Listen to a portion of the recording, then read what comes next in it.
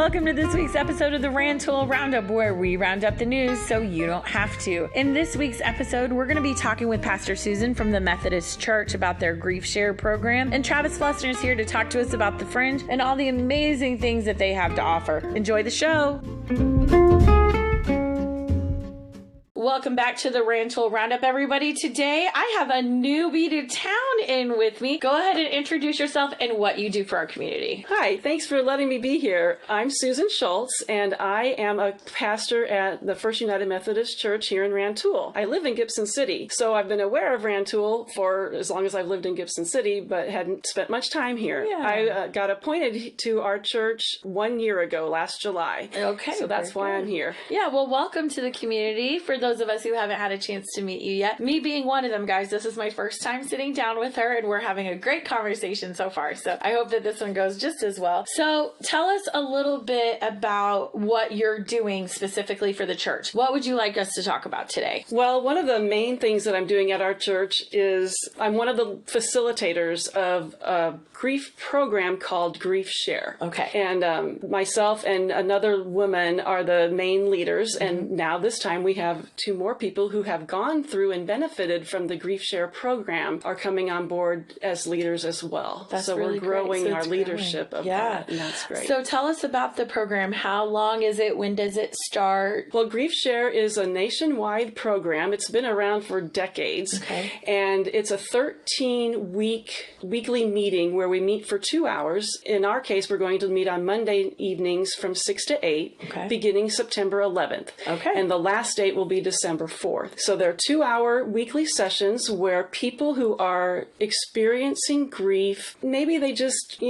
aren't working through their grief as well as maybe they had hoped, and they're a little stuck. Yeah. So we come together, and everybody in the group has experienced a loss to death, and we have a workbook that people have engaged with during the week, and we share what our experiences were from the work in the workbook. And then each week there is a video. Okay. And in the video are the creators of the program who experienced loss of their infant children, and they are the ones that created it. Yeah. But they have involved many other mental and healthcare professionals who come in, who will talk about specific things each week, and there's other clergy and even others who have just been participants who share their experiences. So there's an actual lesson, an actual topic is covered each week, and we get to hear from people who actually work in the fields of helping people. Yeah, and we were kind of talking, I know you have your list, we were talking about some of those topics. Do you want to share a couple of those? Yeah, sure. So for instance, the very first one is called, Is This Normal? And what we've heard from our participants is that they just find so much relief often in just hearing others share, because that is another huge part of each meeting, is like almost an hour is people sharing their experiences with each other and hearing from each other. So like we've had people who say that they found out that what they were experiencing and feeling and thinking is normal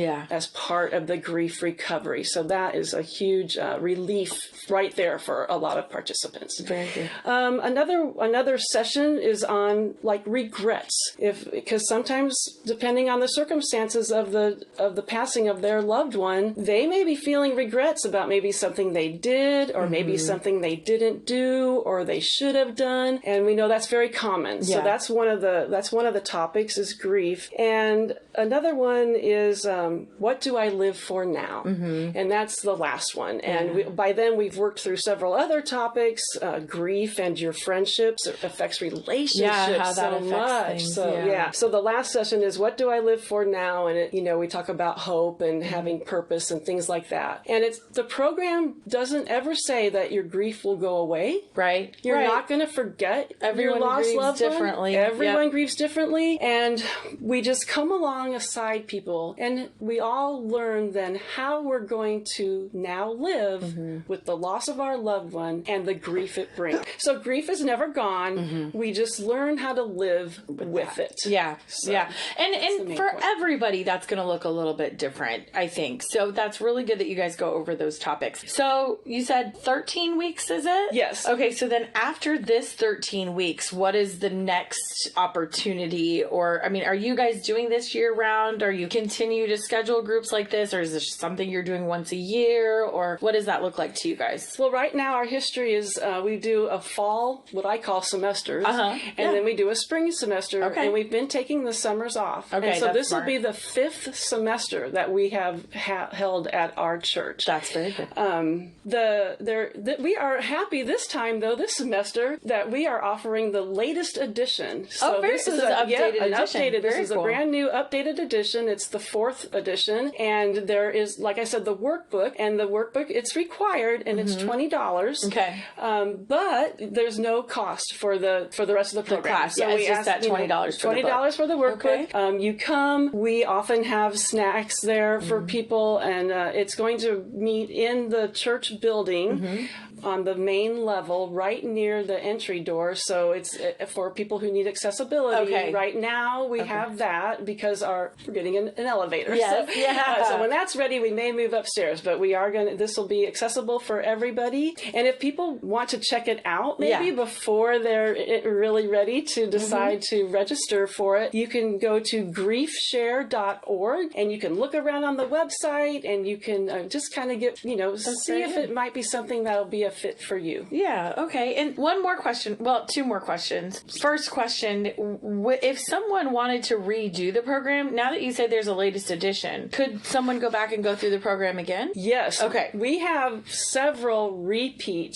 participants. And what's interesting is each time they go through it, they learn something new because now they're in a new place with their grief. Yeah. So yes, it is beneficial. And this time everybody will have the new book. Yeah. So that is a thing. But in the spring, if we offer it again, which right now we anticipate we will, you would not need to buy the workbook again. Gotcha. Okay. Yeah. Last question, which by now I think my listeners know, how can the community support you in this? You and the group in this? Well, they could support us first with their prayers. We would love to have prayers. GriefShare is a Christian-based program. However, one does not need to be a part of the United Methodist Church or any church or even any religion. We say that, not everything in the program is for everyone. So there are different theological beliefs even between we leaders, and that's fine. We're just here to help people work through their grief. So we just want people to know, though, that yes, that will be a part of it. I forgot the rest of your question. Oh, how to support. How to support, yep. And if you are in a place where you can set out some of our brochures or maybe put up a flyer, we have half-sheet flyers with all of our information on them. That would be wonderful. We really want to get the word out. And if you see a Facebook post, somewhere on the many places we have in the area, we would love if you would share it and to tell your friends. Okay, and then just a reminder, that's going to be Monday nights starting on September 11th from 6 to 8 p.m. at the Methodist Church here in town, right across from Walgreens. So folks, if you're interested, I'm sure you could contact the church for further information. But it sounds like for some of us who've been through grief, it could be a good thing. So that would be very cool. Thank you so much for coming on with me today. I appreciate it. Well, thank you very much. I really appreciate you helping us get the word out. Of course. Anytime.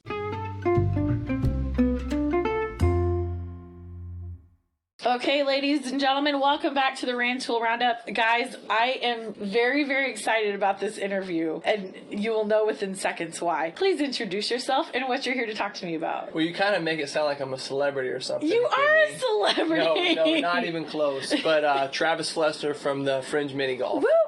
Kimmy, you've been to the Fringe a time or two, right? Some people say I live out there. Okay. And some people also say I bought my house so that I could easily walk there. Yeah, you're not too far away. I may or may not have done that. Golf cart. I'm in golf cart range. Travis, give us a little bit of history about the Fringe and how you guys got started. Thank you for being here, by the way. But give us a little bit of background for those of us who haven't been out there yet. Okay. I'll try and keep it short, but, there's a long story behind it all. Back back in high school, Jeff Makovsky and I, we always said we'd build a putt-putt or a mini golf course. And that was kind of our pipe dream that went away after high school. We got careers, families, all that type of stuff. And when I was in education, worked for Rantoul High School for a number of years, sat on the board when the sports complex was being developed. And I suggested to them at the time to put some sort of entertainment out there. And they were kind of on board, interested in what I had suggested, and I kind of brought up mini golf as one of the options along with other things. And when the plans came out, they did not have that. And I asked them, kind of what was the reasoning, and they just said it just didn't fall in their plans. Yeah. And they said, you're welcome to do that. And so from that point on, it's just been hit the ground running, and it's been chaotic, but it's been awesome. And we now have the Fringe mini golf, 36 holes, ADA accessible, along with some shareable apps. We have 2 state-of-the-art simulators. We have a bar with beverages for adults, and we also have some kids drinks as well. The kids slushies are a big hit. I know okay, for those of you who follow me, you know that I love my slushies and that I promote them every week, but the kids slushies are good too. And the thing that I love about the kids slushies is if you wanted to add a little bit of adult to it, you can, but there's that option to have fun. And guys, I will tell you, the pretzels are by far my favorite, and I feel like as the business grows, the pretzels grow too. I agree. Those pretzels will come out sometimes. We're just shocked at how big they are. But yeah, the pretzels have been a big hit. We've added the kind of pizza pretzel as well as the jalapeno pretzel, and those have been huge as well. People really enjoy those, adding those different toppings. So if you're kind of into that, you can stop by and get one of those specialty pretzels. I highly recommend it. Okay, so the big thing that we're here to talk about is by far one of my favorite things. It's league time. It's fall league time. Here we are. So lay it out for everybody. What should people expect if this is their first time doing league? I'll tell you what, league has been a huge hit. When I kind of came up with the idea, it's been 2 years now. It was just kind of a whim, and let's try something out. Let's have we kind of called it a couples league at first, but it's really became just a 2-person league, which has been better because it allows any skill set, any social group that wants to come out there, whether you want to be competitive or you want to just be a casual golfer or you want to just have a beverage and play some golf. Our league will fit everybody. Fall league starts next week, the week after Labor Day. Yep. So guys, this episode should come out on Labor Day, or actually I'm going to have it out this weekend ahead of Labor Day. So there's still a little bit of time by the time that you hear this to reach out to the Fringe and talk to Travis and get on the docket. So what nights are we going to have league? We're going to have leagues on Wednesdays and Thursdays. However, nobody gets locked into a certain day. If you want to say I want to play Wednesdays, but then you have your kid might have a Thursday volleyball game, you can make it up on whenever night. You can make it up on a different night. So, and if you can't make a Wednesday or Thursday, you could play on a Friday or a Saturday or Sunday or even a Tuesday. Any day that we're open to make up your score, because we do keep standings. Standings are more for fun, but they also are a little bit competitive. Some people like to see where they stand against some of the top dogs up there. And there's a couple of really good. I'm not naming names. One team has been on the podcast. Another team has not been on the podcast. And this, like I said, this is the first time we've had one of the owners from the Fringe on. But guys, it can be so much fun. Kimmy pro tip, I love to practice on Tuesdays and then go play on Wednesdays and then hear about Thursdays. That's how I like to do my week. So that's definitely a cool thing. And then Travis, last year you started something new in the winter months. So you want to tell everybody about that? Oh, for sure. Sim leagues, our golf simulators. Our simulators have multi-sports. You can play tons of different sports on there, from baseball to archery to bowling. You name it, you can play it on there. But our golf simulator was a big hit in the winter. We had 2-person leagues in that, and that was for our golfing clientele. Yeah. We had anywhere from scratch golfers to guys that had handicaps in the 15 to 20s, and it's a 2-person league as well. It's a 2-person scramble league, which anybody that plays golf understands what a scramble is. And we do those are handicapped. So, I do a modified handicap with that as well. So you could bring 2 scratch golfers, could play 2 golfers that are, 12 and 14 handicap, and we'll have an established handicap through a scramble format, and then you shoot a score, and the team that's scratch has to give some strokes, and then we just determine who the winner is, and we keep standings for that as well. We keep standings for your match as well as your total score amongst everybody in the league. And we're looking forward to starting leagues again probably after Thanksgiving. We started closer to Christmas last year, but I think it's going to be high demand. We've had a lot of people ask about them, and I think the interest level is only going to increase. I can attest to that. I've had a couple people in Champaign ask me about it, so the word's definitely getting out about that. What has been your favorite part about being an owner and watching this evolve? Oh, that's a tough one. I didn't know you asked that question. I'll tell you what, I think that it's amazing how many new people we meet from, not only Rantoul, but, other surrounding areas, whether it's Paxton, Fisher, Armstrong, Mahomet, Champaign-Urbana, Danville. We have lots of people travel, and sometimes they end up being league members for mini golf or for simulator league, or they just come out for some apps and a good time, and it's just amazing to see how many awesome people there are that do come out and support us. Yeah, and one of the things that I'd love for you to tell me about too is you guys do fundraisers throughout the year for different organizations. Are you guys willing to take more people in on that? Are you guys kind of selective on how you do that, or are you guys a good place to send people if they need something like that? Anybody that's reached out to us to do a fundraiser, we've accommodated. It's actually pretty simple on our part, and who's ever trying to raise some money on their part as well, because we'll just do 50% of our mini golf sales would go directly to the fundraiser. So basically what you have to do is just pick a date and get the word out to get people to come play some mini golf. Yeah, I love it. Yeah. You guys also cater to big parties too. We know that. So if you guys have a big party and you need a space to go, there's a party room there, and there are ways to accommodate big group. My favorite question to ask everybody is, what can our community do to help you guys out? I think I know the answer to this one, but I'd like to hear it in your words anyway. So how can we support you guys?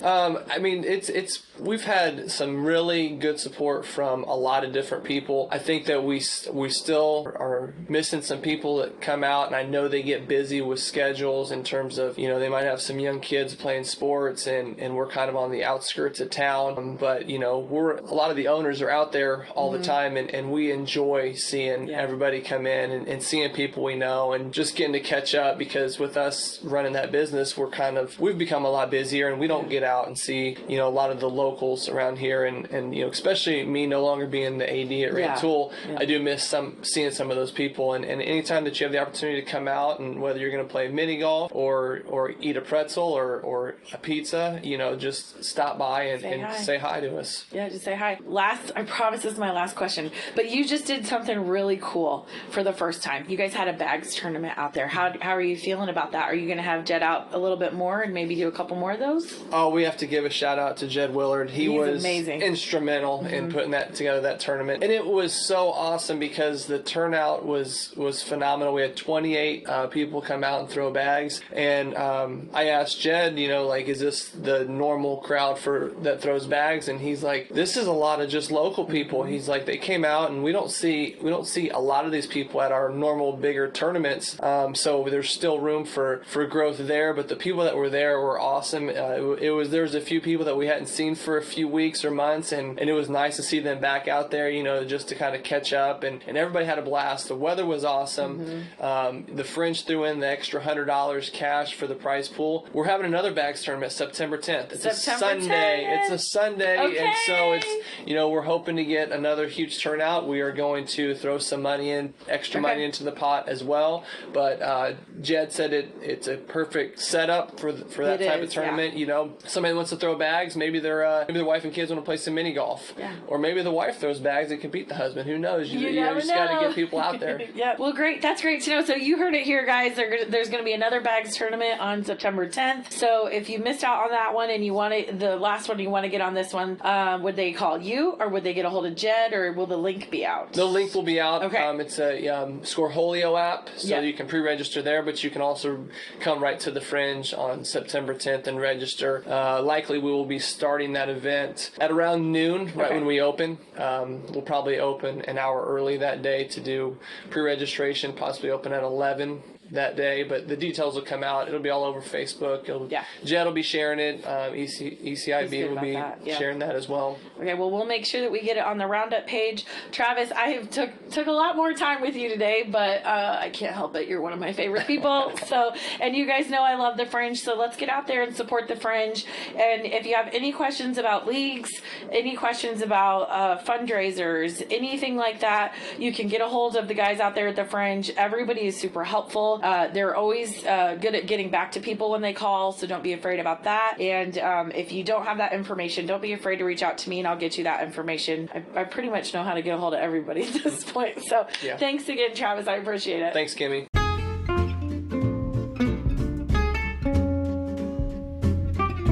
Thanks for listening this week, everybody. I hope that you have a short, wonderful, amazing Labor Day week. We look forward to talking to you guys again next week. I will say it's almost time for Glow Golf out at Brook Hill, so we'll be getting ready for that through the chamber and some other things down the road. Can you guys believe it's September already? How is it September already? Well, welcome to September. I will be getting out my fancy boots soon. It is about that time. I hope to see you all on the golf course, and I will talk to you later.